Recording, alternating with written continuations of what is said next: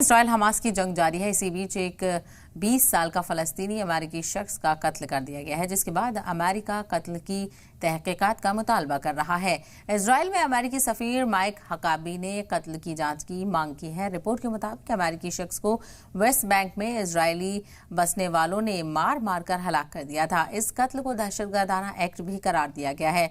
अहले खाना का दावा है कि वो अपने खानदान की जमीन को इजरायली सेटलर्स से बचा रहे थे, जिसे कब्जा करने की कोशिश की जा रही थी। और इस हवाले से यूएन ह्यूमन राइट्स के ऑफिस ने मंगल को कहा था कि हालिया हफ्तों में ऑक्यूपाइड वेस्ट बैंक में इजरायली सेटलर्स और सिक्योरिटी फोर्सेस के फलस्तीनियों के खिलाफ हमलों में इजाफा हुआ है। फलस्तीनी बाशिंदों ने भी इजरायली सेटलर्स की तरफ से तशद्दुद का दावा किया था। और दूसरी तरफ यूरोपियन यूनियन ने इजराइल से गाजा पट्टी में इंसानी इमदाद सप्लाई के लिए एक नई डील के नफाज का मुतालबा किया है। वाज़ेह हो कि अक्टूबर 2023 से अब तक 58,000 से ज्यादा फलस्तीनी हलाक हो चुके हैं। वहीं गाजा की तकरीबन आबादी तबाह हो चुकी है और लाखों लोग बेघर हो गए हैं।